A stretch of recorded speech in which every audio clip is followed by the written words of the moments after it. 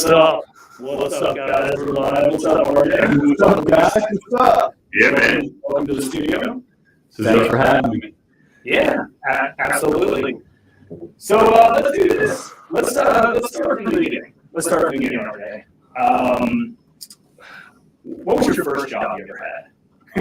Damn, man, we're going right into it. So, 15 years old, I got into the hospitality industry. I was a busboy at a Silver Spring Mining Company in Perry Hall. So it was the hospitality industry. I was bussing tables at 15, and that's when the hustle really started. Nice. Taking it back. How long were you there for? So I was at Silver Spring Mining Company for about 3 years, where I went from like bussing tables to becoming a food runner to an expo.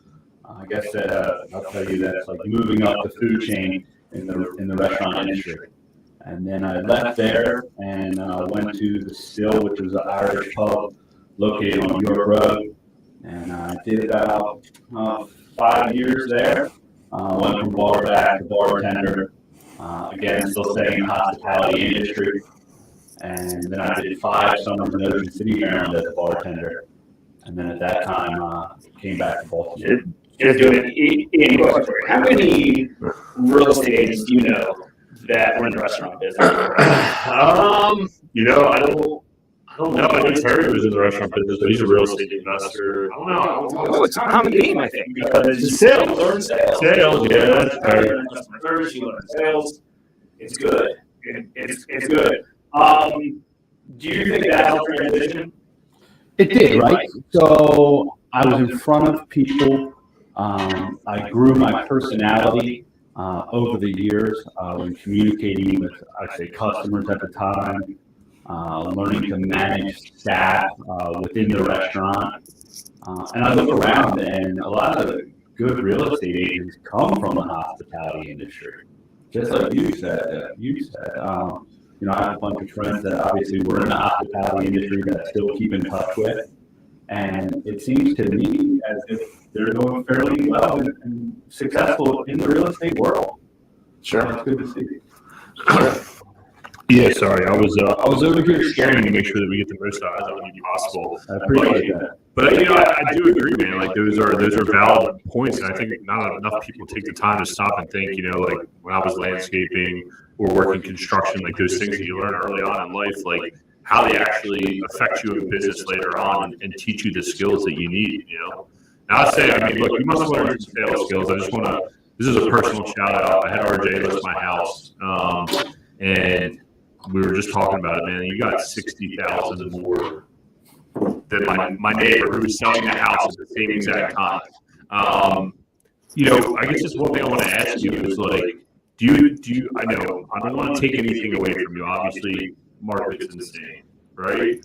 But how much of that is marketing? How much is that of your branding? How much of that is your getting out there and grinding it out, like with the way real estate's going today?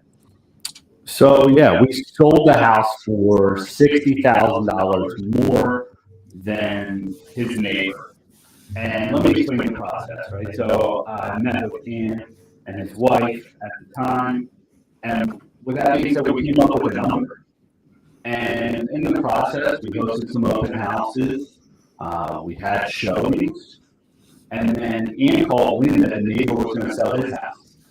And he calls me, like a panic, and he's like, RJ, this guy's losing his house at X, Y, and Z. Like, I'm trying to get in touch with him. I said, Ian, just be patient, right? Just be patient. And, obviously they were anxious to sell. They're living in the house with their family. They have to, be show ready at all times. And the neighbor actually lists his house for, I'm going to tell you, $65,000 less than Ian's.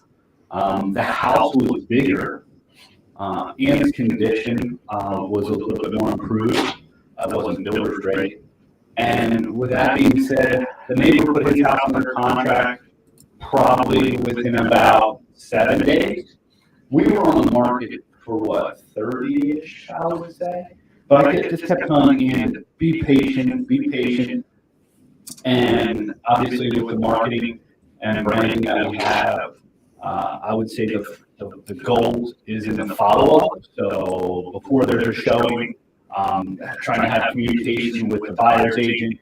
After the showing, I'm trying to have communication with the buyer's agent. And we hook somebody, they brought us a super solid offer. And then obviously comes appraisal time, right? So we know that the house listed 5 houses down the street for $65,000 less.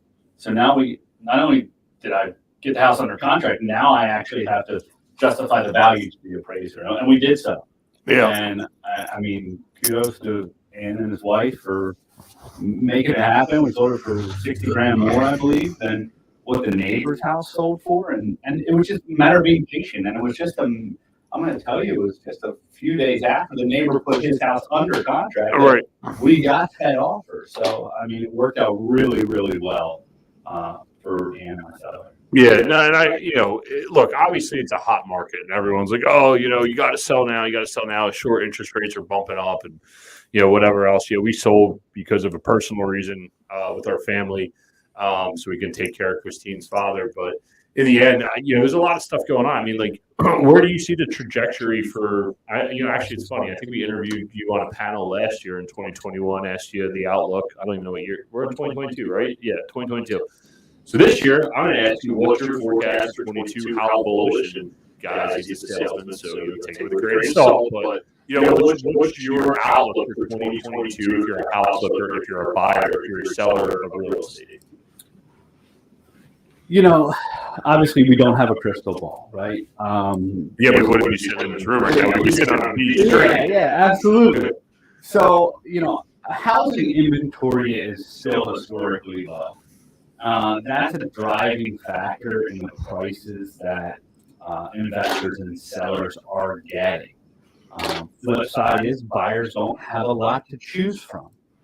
So, a lot of these houses that are selling, I'm going to say, they're selling for top dollar. The interest rate is still low. Buyers are excited to purchase these homes. In speculation, there's a lot of conversation about where the interest rate is going. And at that rate, I think they're going to create some uncertainty in the market. And the uncertainty in the market is, well, where is the interest rate going and how will that adjust my payment? Right. Because ultimately, I think the buyer, they're pre-approved. They get pre-approved at XYZ price point. And they don't really care about what they're approved at. They just care about their monthly payment in reference to the home and what they can afford. So I think as the spring market is near, I think some sellers are going to be hitting the market. I think they're going to try to go after top dollar. But it's really setting realistic expectations for all parties. It's setting, the seller up. That way you can price it right, get a fair amount of interest on the property, and then ultimately setting the right expectations for the buyer. Could be a multiple offer situation. You may have to go over asking price. You may have to waive inspections. I don't advise any buyer to do that. I've been seeing a lot of contracts on my listings come over, and they're as is with the right to terminate within like 5 to 10 days. And so the buyer put the house under contract. My seller agrees to take their offer. And then after the inspection period, the buyer or during the inspection period, but after the inspection, the buyer is asking for repairs. Right. Now, look, nobody wants to lose the deal over a few punch list items. So I think as long as the buyer's agents are realistic and setting up the right expectations for the buyer in the process, I think it's a win-win. But some of the requests from potential buyers that I've seen on these lists are just nitpicking, I should say. And the seller took or ratified the contract in reference to the as-is with the right to terminate. Yeah, no, that all makes sense. Guys, just so you know, this is our first time live with all of us inside the booth. I know some guys are texting us saying that we got some echoing going on. So we're working on it in real time, trying to get it right. But either way, RJ's dropping great content left and right. So that's all that matters. Work through the echo. It'll be fun. Anyway, so like I know you're doing like you still what would you say your percentage of business is for investors versus standard home sale like type stuff? Yeah. So my success over the last like almost 11 years in the business, it's come from 85% off referrals, and it's creating the right relationships. It's in having a good experience throughout the sales process. It's him referring me an investor that he may work with, or somebody that he may know. So, my business, we ended up doing 2021, we ended up doing 164 units for $53 million. I'm going to tell you it was probably 60% on the listing side and 40% on the buy side. I have my team set up. I have buyer's agents on my team. I have an investor agent that does all my acquisitions. But it's fairly balanced, and it's really about the relationships that I have with the individuals and the positive experiences that I have in the process. Yeah, and I was going to say, You're muted. I'm not muted. This is my audio. Right here. You're right. I got this all wrong. My bad. It's all good. I think I'm muted. Hey, if you're just tuning in, this is our shot here, so you guys see what we're contending with here. Lot of tech for some hard money lenders and for some real estate agents and some real estate investors, self-storage investors. Just some real estate guys, right? He's catch-all with everything. So what do you think? We talked about a little bit on the retail market right now. What's your thoughts with investors? Are investors buying flips still? Are they buying rentals now? Have they pivoted to like, hey, I want to get into other asset classes like self-storage and industrial and commercial and retail because I can't buy deals? What's your insight on that? Yeah. So what I'm seeing is the hardest part is the acquisition of a potential shell for a flip. So on the acquisition side, it's just so limited. And, I have a handful of investors that I work with. I get some random investors that give me a ring every once in a while. And they're like, hey, do you have anything? And it's really timing. But it's just been a little bit more challenging to, acquire the properties because I don't want to say you can't buy something based upon speculation, right? So speculating the market's going to continue to move, but with the slightest adjustment in the interest rate, it could take that potential buyer down to another price point or another price point bracket. So, I've been telling my investors, like, we're looking for off-market deals. They've been trying to go to auctions. They're looking online. But ultimately, I can't really advise them to overpay. And I think people are starting to overpay to keep their crews busy, to keep their guys working. And then it's on speculation, right? So if I tell you the number is $250 on the after renovation value, they're paying a little bit more on the front end, hoping the back end moves to 260, 265. And I think that's a really dangerous zone to be in or play in. Yeah. From the buy and hold standpoint, I have some guys buying and holding rentals, Airbnb, which is a great, obviously, acquisition because money's so cheap, right? And you can rent it out on the month and obviously cover your mortgage payment, hopefully. And then the Airbnb or the Ocean City, Maryland, vacation properties. You can, overpay a little bit more down there, but it's really just a math equation or a math game for you. Yeah, we've seen a lot of that as well. Airbnb stuff's kind of coming up everywhere, and a lot of folks, unless you're structuring your debt right, those deals aren't going to work, right? Like it doesn't. That like they want to come to us and get a hard money loan first, and then potentially refinance it. And not that that's not a bad option to do. They got to execute quick. They have to very quickly because what's happening is you're not buying them at deep discounts. You're paying retail, but instead of $1,500 a month in a long-term rental, you could potentially get $1,500 a week or a few $1,000s a month, and that's where they're making up the difference on it. So, what are your thoughts? And Ian, I'm curious yours on this. Like, what are your thoughts about investors buying properties with no equity, but that cash flow. Like deals that potentially aren't great deals, but they want to get in the game, they might think there's equity, but in reality, after transactional costs and things like that, there's not.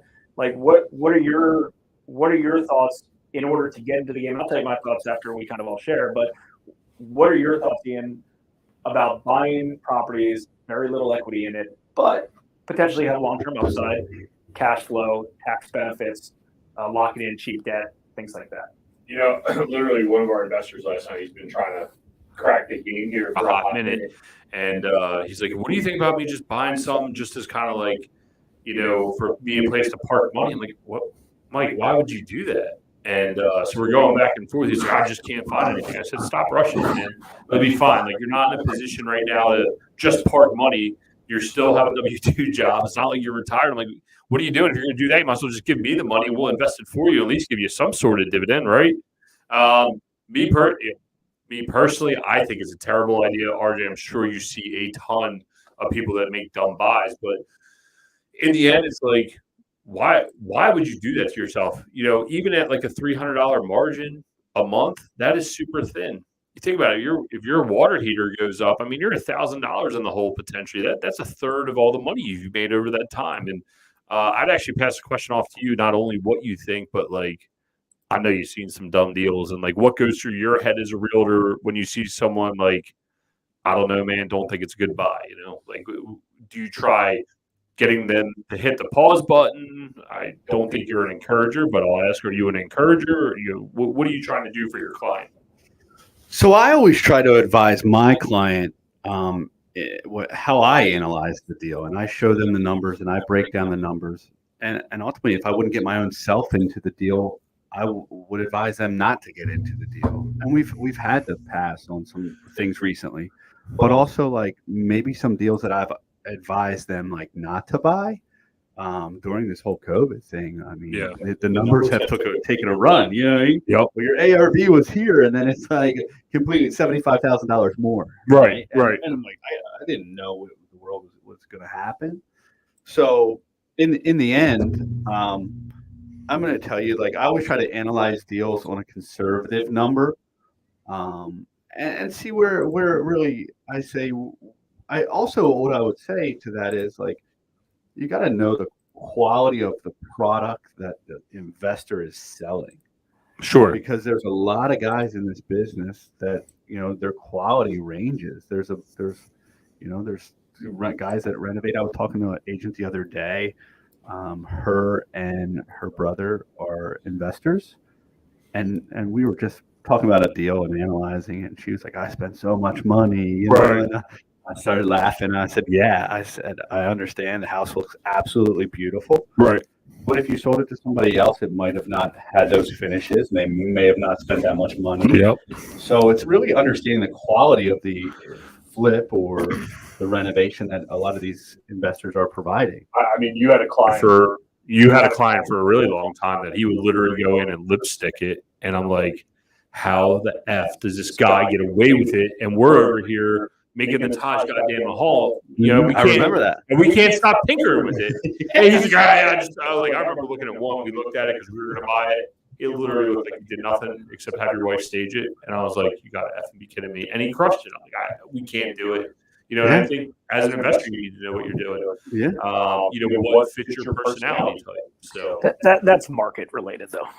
I don't know, man. This was coming out of the hole in 14, 15, 16. Yeah, I know exactly who you're talking about. Who it is, too. Yeah, I know. Great guy. Yeah. And, he was selling some houses. Now, look, I might have to sell those houses once or twice. I hear you. That listing period. But he also had patient capital to sit around and wait, right? Like, so it worked for him. Yeah. And one of my other investors, like, he saw it early on. He said, look, I'm so attention to detail, and I'm so meticulous, and we'd have to walk in and take our shoes off every time we were in the house. And I mean, hands down, it was an amazing renovations that he did. And he said, RJ, the quality, I can't continue to put this quality into these flips when other guys don't care And those houses are still selling for equal amount of money, if not a little bit more, as to mine, because the buyer at the time didn't care about the quality of the renovation. They had smoke and mirrors, right? Right. You walk in, you're wowed, new hardwood floors, granite or quartz countertops, stainless steel appliances. You're in a first-time home buyer market. They're happy to be able to be pre-approved and buy a house, you know? Yeah, that makes sense. So I want to ask you something that's a little non-real estate related because I want to get into some other stuff. But Jay, go to the picture of all of us. Yes. RJ, you probably know where this question's going, and hopefully it doesn't make you feel uncomfortable. But I dress like a bag of shit every day, and I enjoy it. But that's what makes me happy. Is there a reason behind you? And this is serious. Does it? When you guys, if you ever see RJ dressed to the night, my man is always dressed best wherever we go, golfing, drinking at the bar, going on a boat. It doesn't matter. My man's always dressed to the night. Does it do something for you personally, internally? Does it make your day feel right? Do you feel uncomfortable if you're not dressed to impress? Yeah, serious question. Yeah. So that's a real question, right? So I remember getting into the real estate business and not even knowing where to start, right? But I think in looking back now, it had a fair amount to do with my success, and however you gauge my success, right? So I just. What do you mean by how you gauge your success? Was there personal stuff that you overcame first? Right. So it's a mindset thing, but it's also the perception that you give the world, right?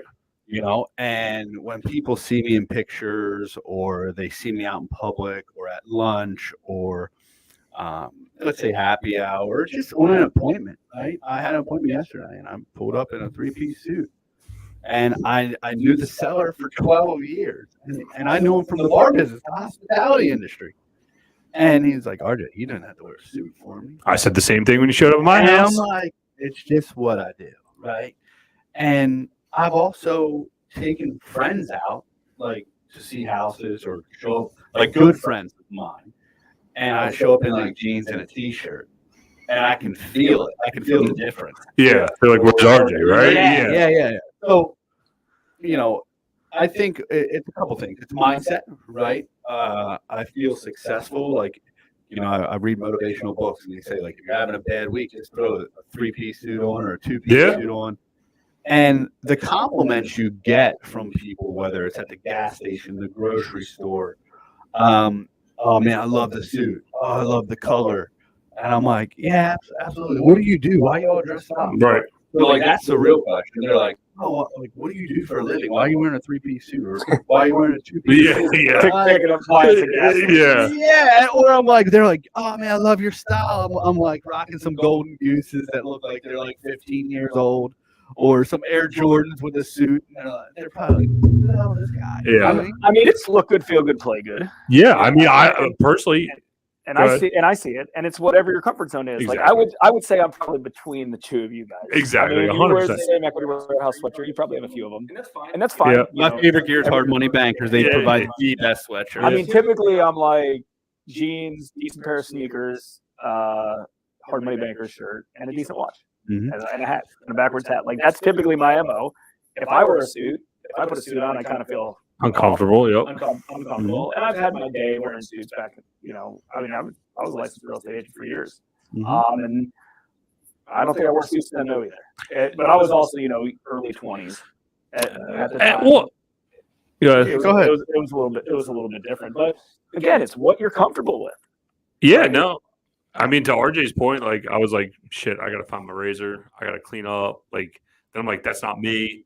But then I'm like, man, my man's elevated, right? So now I'm like, shit, I got to elevate. So I totally get where you're coming from. I get where Jay's at. I'm the bottom of the barrel, and I'll admit that, guys. But you know what? I can't work. It's about dollars and cents, baby. Yeah.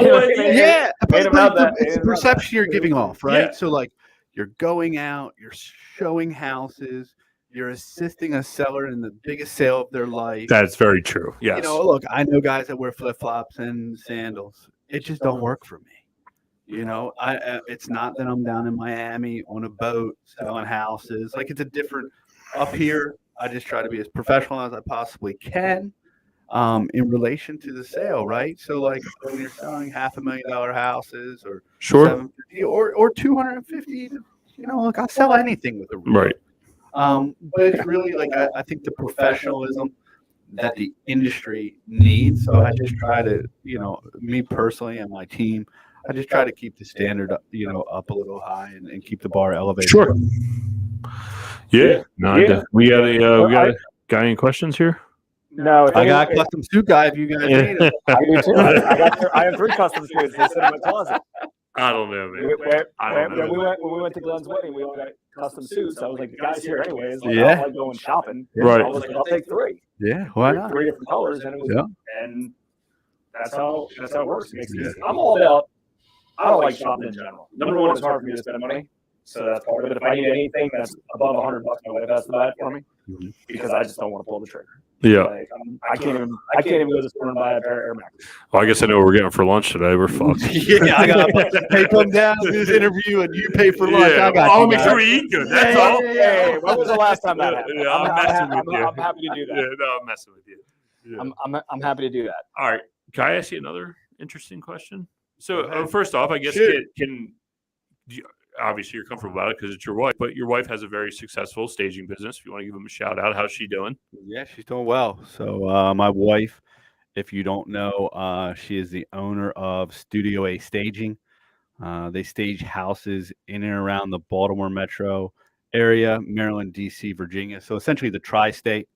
I think, I stay out of the business. Her and her business partner, Rachel, kind of run the show. And I want to say they did about 575 or 570 stagings in 2021, which is super impressive. Yeah, I know. We were one of her first clients, and we were talking. We were talking about that the other day, how we met. I guess what my question is, like a lot of guys, everyone's like, "Oh, real estate's male dominated," but your wife's obviously crushing it. I mean, how does that make you feel? From your side, obviously you got super successful. You got a household of 2 super successful business people. What's that like? What's that dynamic? A lot of real estate. Yeah, a lot of real estate, right? So, it's challenging. There's like, if you're familiar with the real estate industry, obviously you're watching this. Real estate's 24/7. It starts early in the morning and goes all night. There are no boundaries. So whether it's myself, I say yielding calls, text message, or returning emails. My wife's doing the same thing, right? It's because she's getting calls from investors. She's getting calls from realtors. She's obviously managing the operations or the day-to-day of where the truck's at, where the van's at, where the crews are at. They walked into a property yesterday and they were on staging and two of the lamps were stolen out of it. So then they had to run to Target. And at that point, when they ran to Target, it kind of throws the day off, and then they're behind on the day. So to answer your question directly, it's always real estate. I have 2 sons, a 5-year-old and a 2-year-old. And with that being said, like, my wife's a mom, and obviously she's a businesswoman. So I give a shout out to a lot of people that are in the industry. I'm going to tell you, dual income producers. Yeah. But it's really hard to manage and then kind of turn it off. And I say separate, your marriage and your business. Yeah. Kind of like combined. Right. You're eating breakfast and you're like, I did 30 houses yesterday. And she's like, I did 31. And it's like, God damn it. You're fighting with your wife over business, right? Yeah. Or like my favorite is when she's like, hey, can I remove the staging on ABC Street? And I'm like, no, you can't. It hasn't sold yet. You know what I mean? It's like, I need that gear. Yeah. I'm like, I got to open house this weekend. Yeah. And no, you cannot touch the staging furniture yet. You guys have a nanny, right? Yeah, we do. Full time? She lived there? No, not full time. Not full time. Because that's tough when you got 2 working parents. Yeah. At this type of yeah. scale. So obviously when the kids were younger, it was a little bit. We had a nanny. Now we kind of like periodically have some fill-ins throughout the week. It depends on how busy the week is. The kids are in school, but it's tough to balance it, right? Like, you're always on the go. You're always thinking about the next move, mapping out, let's see where the staging business is going, where your appointments are for the day on the listing side of things, and then life, right? So kids, basketball practice, basketball games, soccer games, lacrosse games, things like that. and just trying to manage it all. Sure. Are you guys both 6 days a week working, you think? So, I'm 24/7, 365 days, always around via email, text message, call. I think her business is a little bit more, I say Monday through Friday. That's when they're staging. So the crews are off on Saturday and Sundays. But I'm going to tell you from what I've seen, she's continuously always working and managing the calendar and the books, the staging, shopping, and the behind the scenes things that you don't see. Well, no, everybody only ever sees the success, right? Everyone's like, oh, yeah, they only work like 3 days. No, dude, like, you don't understand. Like, when my kids go to bed because I took the day off, I'm up all night working, right? Like, it's grind, and people only see the results. And I think, like, people are like, oh, you know what? I get asked all the time, oh, your wife saved you a lot of houses. But then when you really break it down, like 570 houses in 1 year, like that's a ton of houses. That's a ton of inventory. That's a ton of travel time, shopping time. Like, it's pretty intense. Yeah. We got a little call out from Terry Royce that I'm gonna post here in a second. All right, cool. To tell you what's up, and then I don't know if we should go down this path yet or so, but let's first start with this. So Terry Royce, real estate doesn't have to be a 24/7, RJ. That's limited belief. Smiley face. First off, if anyone could comment how our audio sounds, that would be helpful. We think your audio is better there. And we know there was an echo earlier. Terry, since you're on here stalking us, let us know how the audio is. So, what are your thoughts about that? Like, is this something that you're trying to? Do you like being 24/7? That's the first question. And if so, is this a forever thing? Just like, I'm going to do this forever because I love it. Yeah, so like I'm going to go back to, look, I love the work-life balance, right? And my 24/7 is different than maybe somebody else's 24/7. So like I'm always available via text message, via email, via phone. Am I working like in the business 24/7? No, but like, let's say if I was selling Terry's property and it's a Saturday afternoon and I'm spending time with my family. We do an open house from 12 to 2. He wants feedback, right, after the open house. So he wants feedback. So, come 2:30, 3 o'clock, I got to provide him with accurate feedback per the open house. Let's say a lockbox gets jammed at the last showing of the day at 8:30, and somebody has to run out there. So like I try to set boundaries, and I do have work-life balance. I from my team internally, they do an amazing job. Shout out to Bobby Evans, McKenna Hayes, Uota. They're awesome, right? They handle the internal things, the behind the scenes things. But like, I called a wholesaler the other day. I won't mention anybody's name, Terry, and he didn't answer. I had a buyer on the hook for something he posted on Facebook. And so like, I always try to like not miss a call, return a call, email or text clients. So, 24/7 doesn't really mean 24/7, right? But like, it means like, man, you gotta be laser sharp all the time. Like I'm selling somebody's most important asset. I can't be outraging. Vacations look a little different to me, in my opinion, as a realtor. Because if I don't answer my phone on like a Zillow lead or a call, they're on to the next one. They're calling somebody else. If I don't provide them with the accurate information, that call is going to somebody else. And that seller lead or buyer's lead, look, you got one shot. Mm-hmm. Yeah, I get it. And I mean, we're also taking this from Terry, who's 724 probably. Yeah. So didn't he retire at one point? Yeah. I mean, it's who knows. It's a little bit different. But that's a good answer, and I agree with that as well. I'm available. Doesn't mean I'm grinding here for 24 hours a day, but like I'm available. And my listen, work looks a little different. Right? Exactly. And if I have downtime from 12 to 2. Mm-hmm. Why most people maybe that's the time that their uptime is and they're active in it works. Terry admitted it. He's got the persona. Read the last sentence of his most recent comment. Let's put sorry, then we're gonna get to that. RJ's a hustler, no doubt. Wasn't trying to knock it. I agree with everyone's 24/7 is different. I used to be that way, still am sometimes. Problem I found was that the bandwidth was 24/7. Can't ever shut it off. Players can't ever shut it off. That's true, right? Yeah, like you become obsessed, right?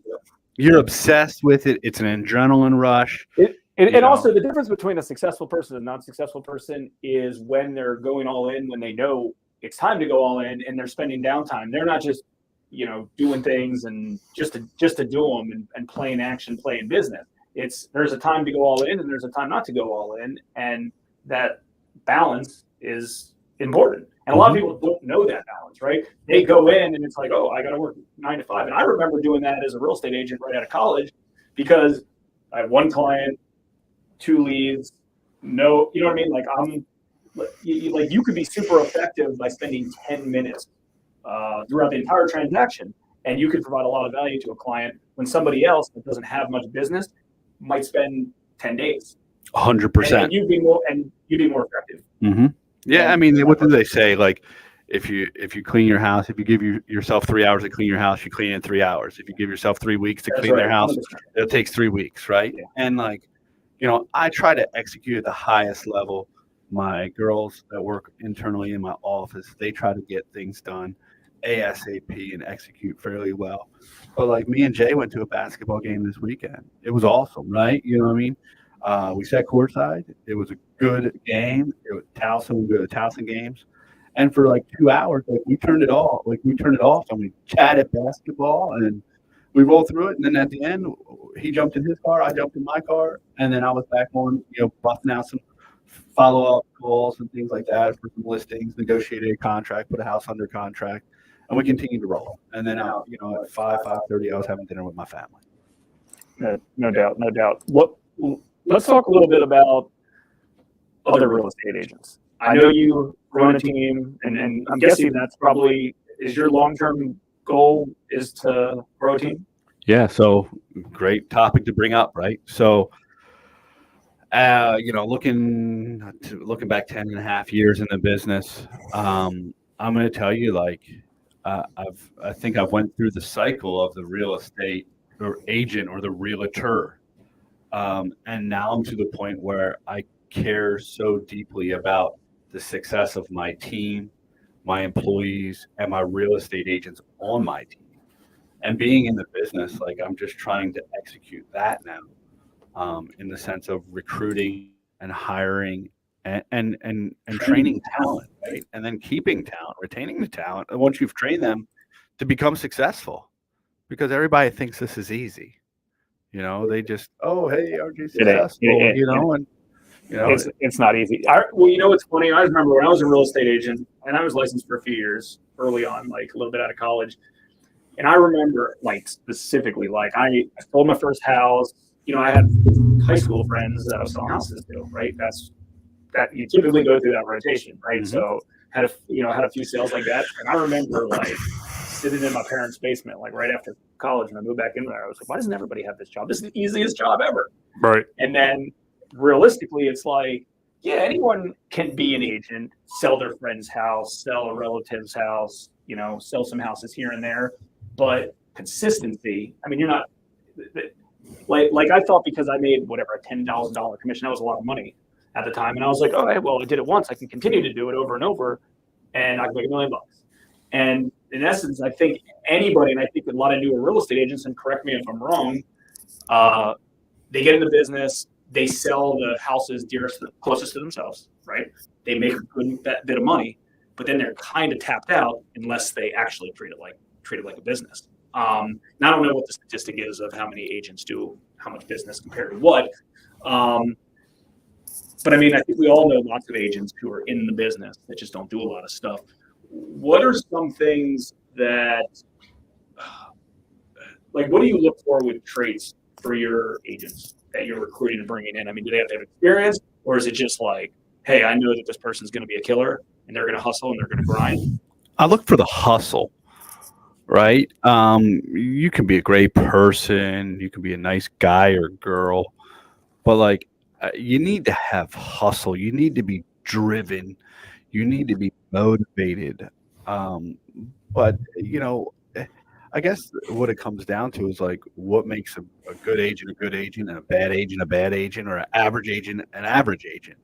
When I first got into the business, my buddy of mine was in real estate at the time, and he says, "Man, good luck selling more than 2 houses a month. It's hard. It's a grind." And I was like, "Okay, I didn't know. Okay, cool, man." And I think what we're going to encounter in the future is like everybody's having kind of an instant success now with what you said, Jay, is like the sphere of influence, right? Like they know somebody, they know a friend that's buying a house, or they know a friend selling a house. But like it's got to be deeper than that, right? You can only sell something. That only goes so far. Yeah. Right. Or there's a lack of training, right? So they get in the business and they just think they're going to be instantly successful because Aunt Judy is selling a house. And she never thought it was worth that much. Yeah, right. So like for sale down in the yard, house is sold in 10 days. You think you're the best, and then you go on a drought 3 months without selling a house. So you're 15 or 12 grand that you may have, obviously made. Divide that over the next 3 or 4 months. You're like, man. And the thing is this: like any business owner or entrepreneur, if they're like, hey, I need to make $100,000 a year, they don't work well if you make 40,000 1 month, 40,000, 6 months later, and then 20,000 at the end. Like they need that 8,000. Or they get consistency, and it's hard for the sales cycle, right? The real estate sales cycle. You're essentially 30 days out from your paycheck. Like you need that sale. You need that. Guess what happens when you need a sale? Or it gets pushed back. The lender gets the pushback. The title work's not ready. When you need money and you need a sale and you're desperate, you're never getting anything. No. It's not happening. Yeah. If I'm like, hey, like I need this over the next 30 days or I'm screwed. Yeah. It's not happening. Because you get so caught up chasing the money, right? That's right. You don't look at the systems or the processes that have gotten you to this point, or you're just chasing that easy buck or the next deal. And I see it in the industry often, right? I'm trying to set my team up, and what we preach is like you got to have a foundation to the business. You got to believe in the CRMs. You got to believe in the video content that we're providing, the training that we're providing, and that's going to make you successful, right? I'd rather a new agent get into the business and not have a sale for 30 days, right, than to have one in its first week, right? Because you're just setting up like false expectations or false hopes to say, hey, you're going to have a sale every week, or you're going to get a new listing every week. I mean, that's business. That's business. That's business in general. And I mean, a lot of real estate investors fall into that same trap. It's like, and they're in that trap right now. I need another flip because I mean now they're overpaying. Yeah, now you're overpaying, and then all of a sudden you're going to go from like doing a really good thing to freaking collapsing, and that will happen just like that. It will happen overnight. Right? It's too late by the time. Yeah, it's too late. It's too late by the time that it happens for you to ever pivot to change. And I see too many real estate investors in it. Yeah, you overpaid for the shell. Market adjustment, or interest rate went up, and next thing you know, the buyers. That's right. And that's kind of why some of the and I've talked about this publicly on a lot of podcasts, like some of the most successful real estate investors that we work with have full-time jobs, and they have that $5,000, $8,000, $10,000, $20,000 a month income that comes in, and then they can go with confidence, flip 4, 6, 10 houses a year, and if they flop, they flop. Well, it's not going to bankrupt them. They're going to do it. They're going to do it that way. And market adjust. They're okay. They don't need to do a deal. And I mean, it's the same thing that we have in our businesses. We have businesses that cash flow to cover, expenses, to cover everything, and then you can build confidence to go catch bigger fish, do bigger deals, attract other bigger clients. And to put it between what you and RJ are saying is, in RJ's situation, you're basically a drug addict, right? Like you're looking for that hit.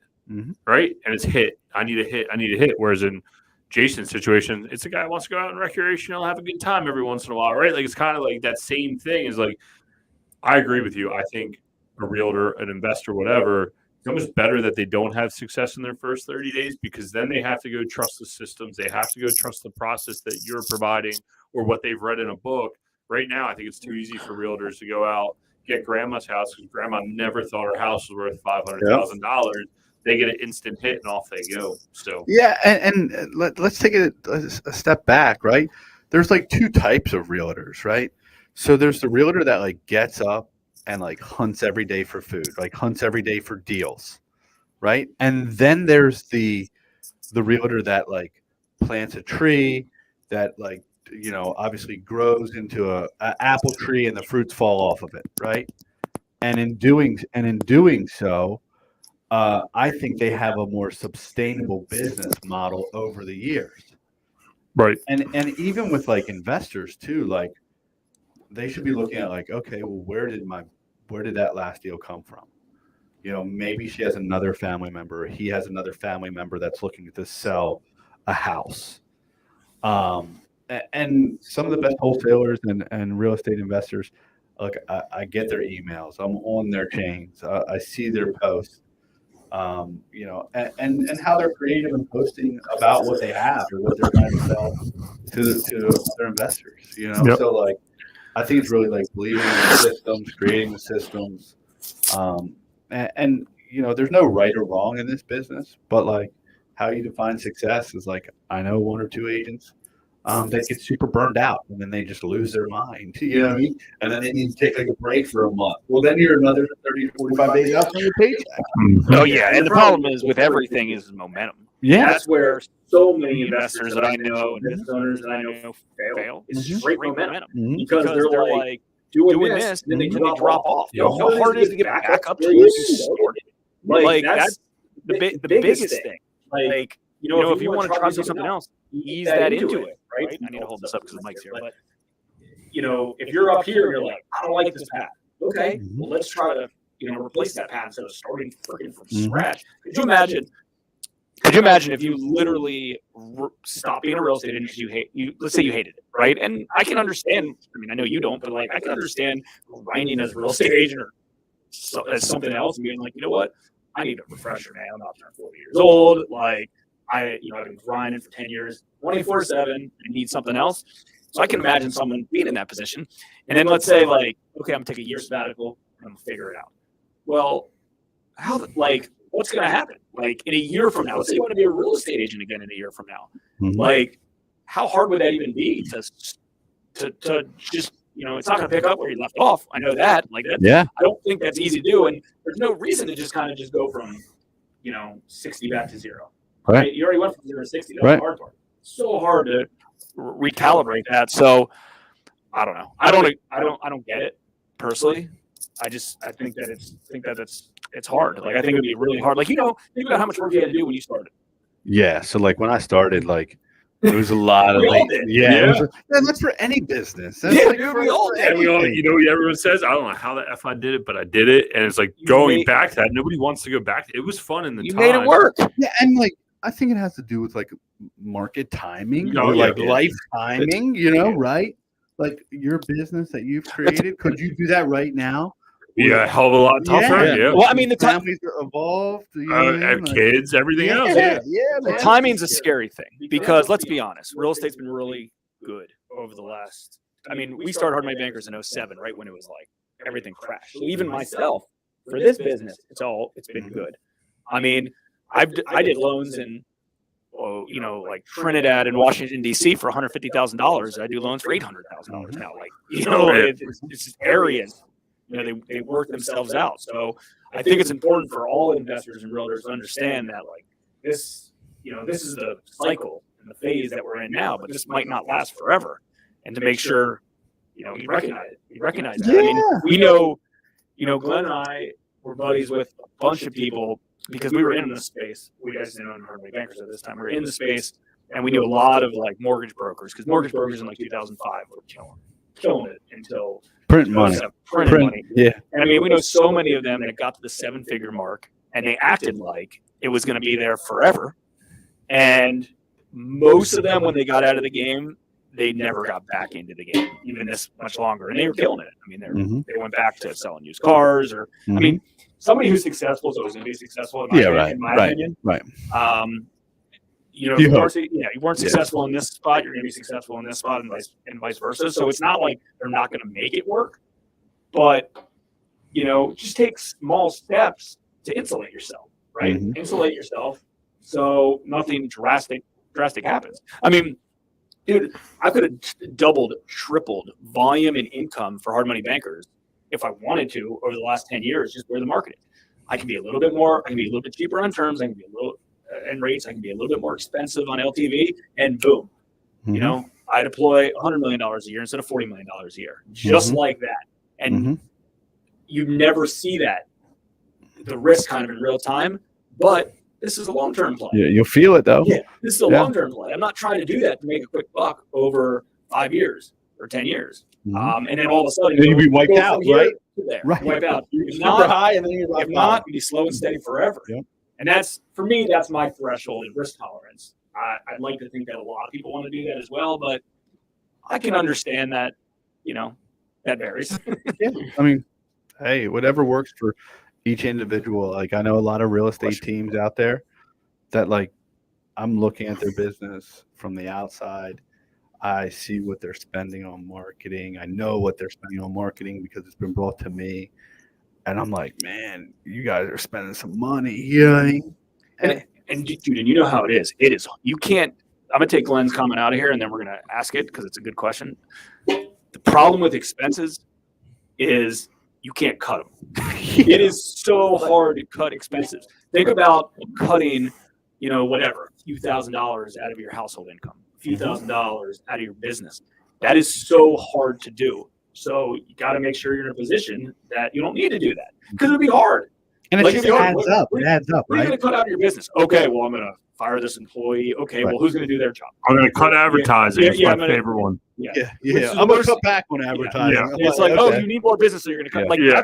that's when you go all in on advertising. So here's the thing that Chris interviewed a really big agent. My business partner Chris interviewed a really big agent in Philadelphia a few years ago, and he was like, my biggest thing with the market turn is, like, I want the market to turn, because in essence, like, yeah, I might reduce transactionally, but besides weeding out everybody, I can go all in on my marketing and spend so much money on it because no one else is doing it, right? Everyone's like, oh, I got to cut costs, I got to do that. So in his end, it's like, hey, I'm going to do 80% of my, like, in essence, I'm doing what I'm doing now. I'm only going to do 80% of my production, but I can go spend tons of marketing. I'm going to be the only one doing it. Nobody markets during a bad market. Well, you should. That's what you should be doing, but nobody does. In the news it says real estate sucks. Everyone's like, I'm not. So it's like a fireman running into a burning building and going to put it out. Everyone's running out. Well, you're running in. That's the time you should be going all in. And what I heard from years, probably 20 years ago, from a lot of the gurus and successful real estate investors I was hanging out with them, is whenever real estate is in the news as positive, like, real estate's great, you should be buying right now. All the gurus are coming out of the woodworks. Everybody's chasing it. Everybody's in it. All new, lots of new real estate agents are chasing it. Everybody knows this and that. Money's chasing it. You gotta be scared. When everybody in real estate says sell, real estate sucks, there's no gurus anymore because they can't sell any newbies because everyone doesn't want to buy real estate. That's the time that you buy, and that's the time that you get in. So yeah, and I think, like, looking back when, like, you were talking about that, like, 07 market, that 06 market, a lot of those foreclosures that happened were the sellers that were afraid to contact the bank out of, like, embarrassment, right? Like, they were fell on hard times, and, like, they didn't want to, like, make that call or put it in forbearance, and, like, that's where, like, building these relationships with your clients and your database, like, comes into play, right? So, like, if they get into a jam and they need to sell, the market still might be a little bit competitive. Hey, I fell behind on the mortgage, I this and that, with long story short, I need to sell my house. So it's building those relationships. absolutely. Should we go through Glenn's question? Yeah, because I feel like we could be here all day because I have like 8 more questions I want to ask RJ. Let's do Glenn's question. Think of the best one out of your 8, and then we'll do that one, right. and then we'll wrap it up to try to keep this thing Right about on. an hour. Cool. All right. How do you view real estate personally, as transactional or as an asset? Ian and Jason both use the transactions they do in real estate to then reinvest in real estate assets and buy properties. How do you view that? or how do you view it, I should say? So, I think it's more like real estate has given me a lot of opportunity, right? It's created so much opportunity for my family in relation to, am I a full-time real estate investor? To answer that question directly, no. If there's an opportunity for me to purchase something, yeah, I 100% grab it, but I don't flip houses, I don't look at it because I think this is a tough topic, right? Because and you're an investor, right? So in the event that hey, I'm representing you on sales, and then a sweet cherry deal comes across my plate, I'm gonna keep it for myself and not call Ian, and then Ian catches wind of it, right? So then you're like, well, wait a minute, why am I doing business with RJ here if he's just gonna pick the best deals in town and I get the average piece of the pie, you know what I mean? And I'm like, so I don't really think that's fair. So I look at real estate as look, it's my job. In the event that there's an opportunity and the time is right, my parents acquired a property up in Cockeysville. It just made sense, right? They sold their condo in Ocean City. They wanted to get back up into the Cockeysville neighborhood, closer to myself and my sister. It turned out to be a really good acquisition. You know what I mean? It was a good fit. Now, am I going out and trying to acquire shells and flip shells? No, do I own anything in the secondary rental market? The answer is no, right? Because where I buy at for a rental or buy and hold, you know what I mean, may not be where, let's say, the next guy would buy at. So, and look, I'm running a business. Let's be honest. My wife is running a business, right? We have employees. There's capital there that look, times get tough. One sale gets pushed, two sales get pushed. Payroll don't stop. Mm-hmm. So you got to have money in the bank for payroll and things like that, to weather the storm. Yep. So, real estate has given me a lot of opportunity. I've learned a ton from it. I try to, obviously advise my investors correctly. And, those guys, we've known each other probably 10 years now. Mm-hmm. It was a connection through the staging company at the time, randomly. Yep. Because I don't solicit any of my wife's business. They're her investors and her agents are completely that's her clientele. So in the end, me and Ann got hooked up, and we, I think we didn't even sell that house. It turned into a rental. Right. That was started their rental portfolio. Right. And the funny part is as the cycle evolved around, I say, I lost Ian and his business partner, Dan, at the time. Who do you replace that investor with? Another investor that I got another relationship with. So it's always good to keep your pipeline full. But to answer Jay's question directly about transactional or, I say, making money off of it. My job is to sell your house. My job is to represent you on the sale. That's what I continue to do. Do I recycle money back into the real estate business? Yes, of course. Yeah. Yep. But I'm not fully. I'm not a jack of all trades and master of none. I'd say oddly enough that last question actually kind of went into the one question I wanted to ask, but you summed it up. So I was going to say, why don't more realtors invest in real estate, right? You guys see, know, feel, and touch it, but you summed it up great because you said, hey, it's a business. But on the flip side of that, it's my question is going to turn a little bit more into a rant, is that I think realtors, mortgage guys, people that are involved in real estate need to find a way to invest in some sort of cash flowing real estate to ultimately be able to offset these ebbs and flows that you guys all deal 100%. With. And that is an accurate statement, right? Yeah. But let's say I had 20 rental properties right now. Yeah. Right. So then I got I got to run my company with 9 people.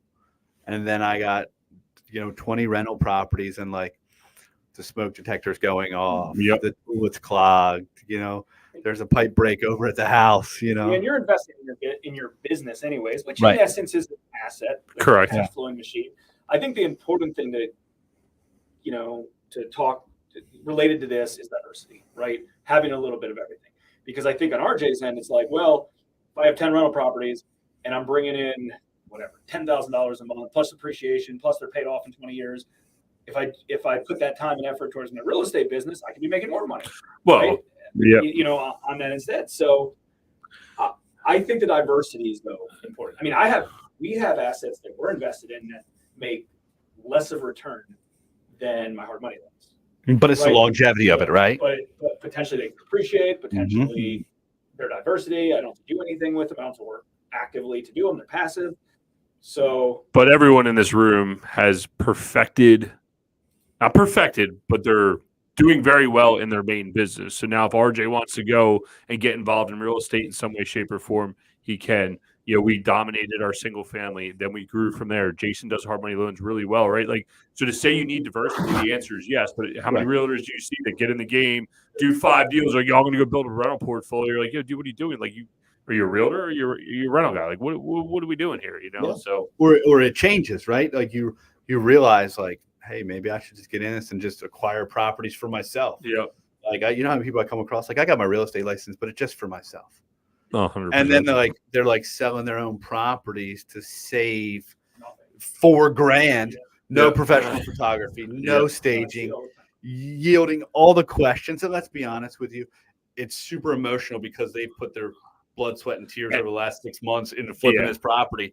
And they're like, what do you mean? I'm like, there's a home inspection list. And the only way they made money is through their realtor fee, nothing else. Yeah. And I guess if you're a one-man band and you're flipping the house and you're doing that and it's not taking time away from everything else. And if it's like, hey, I got 2 properties and this is all I want to do, fine. But if it's like I have 2 proproperties and I just don't have any time to do any more deals. Yeah. Or they're just sitting. They're just sitting with no renovation going. That's when it becomes I agree. So, man, we really love having you as our first guest because we really had. I mean, this is the first time we're doing it in person with a guest, and I feel like the conversation was way deeper than we've ever been able to get. Really appreciate you coming in, man. Really do. Obviously, we've done a lot of business together. With that being said, where can people find you? I know you're all over the internet, but what's the best way to get a hold of you? Yeah, so my direct cell phone number is 410-929-2491. Spam it up, boys. Spam it up. Send me some pictures. Or you can email me rj@thebreedengroup.com. If you guys have any questions or I can help in any way grow your business, try to acquire something for you, or maybe you're a realtor just looking to maybe join a team because you don't want the cost of the systems or the video or the professional photography, or you want some accountability, right? Because the hardest part about it in this industry is there's no accountability. You're your own boss. You're a 1099 employee. I would love to have that. I'm always open to a business conversation. So feel free to reach out to me. And again, guys, over the years, obviously I got a lot of success and love for you guys. Even Glenn at Corner Unit, he's decent too, right? So, but thank you guys for having me. It's glad to be back in the studio. And I look forward to just continuing to crush in 2022. He's pouring that last shot right before it's time to cash out. So, yeah, he knows what's up. Seriously, though, thank you. Yeah, appreciate it, buddy. Pleasure, man. Thanks for tuning in to the Real Estate Reserve podcast. Do us a favor and like, comment, and share our broadcast. It helps the algorithm